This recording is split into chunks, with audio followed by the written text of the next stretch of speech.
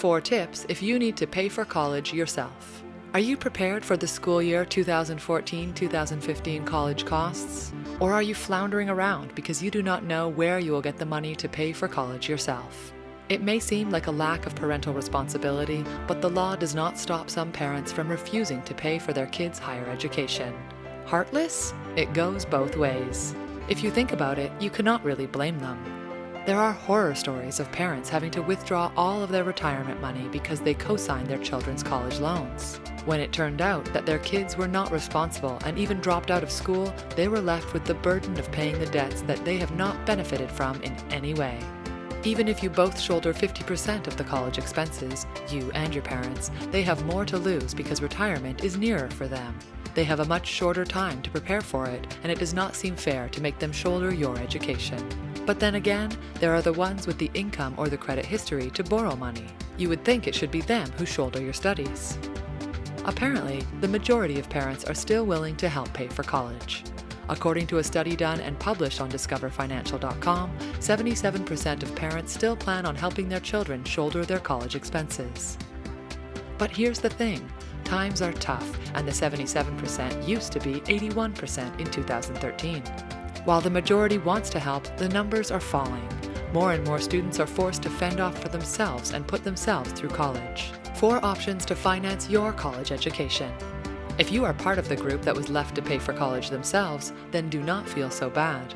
This does not mean your parents do not love you. It may just be that they are in more of a financial problem than you thought.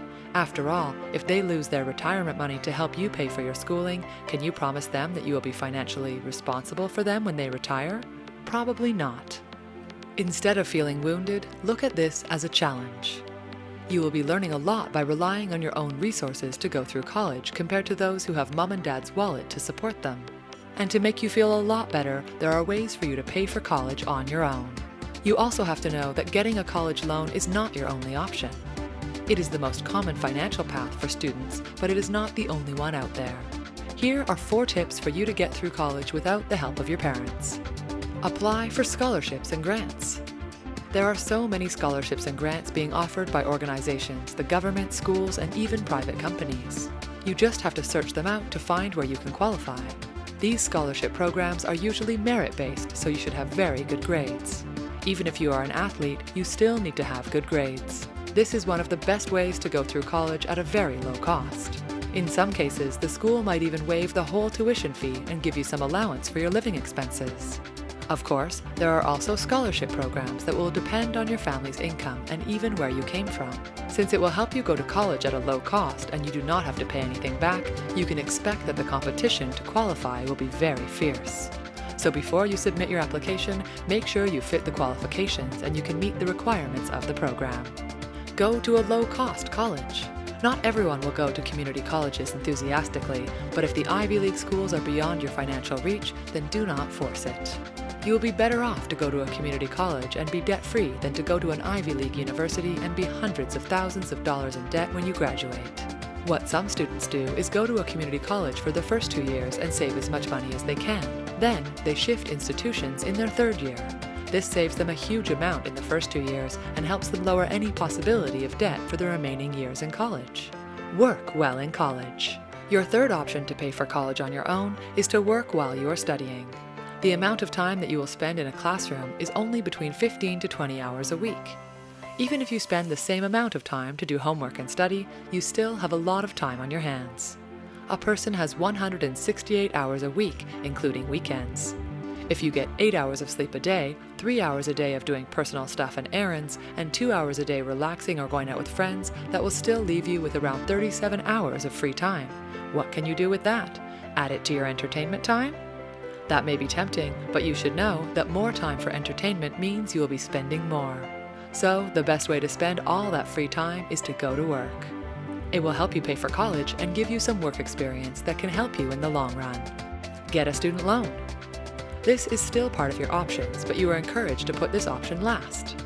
If none of the other 3 work for you, then go ahead and get a student loan. The American Student Assistance published some statistics on ASA.org that revealed how 60% of college students borrow money to cover the costs of going to college. If this is the option that you will pursue, make sure that you will only borrow what you need. and work while you are in college so you can limit the amount of time you have to borrow for the next term. Know your college expenses. If you will pay for college on your own, you also need to understand the different costs that you will encounter in college. According to thecollegeboard.org, your school expenses will be summed into 5 categories. Tuition fees. These include the actual amount that you have to pay the school for credit hours. These are for your classes. Take note that the number of credit hours and the courses you are taking will affect how much you will pay in tuition and fees. Room and board. Some universities and colleges separate the board and lodging, while others group them together. If it is separate, you will need to consider the inclusions in the room and board. Will it include your meals, books, and supplies? This will have to be considered as a separate expense because it varies every term and course.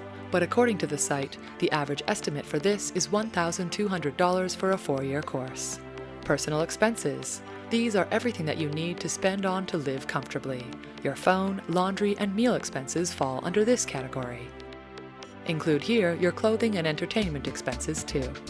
Transportation. This is an expense category for both car owners and those who use public transportation. Factor in these costs before you go to college. All of these should be considered if you are going to pay for college. Do not concentrate too much on the tuition fees. Your college expenses will be a lot more than that. At this point, creating a frugal budget will really be helpful to maximize your limited resources and lower your debt amount.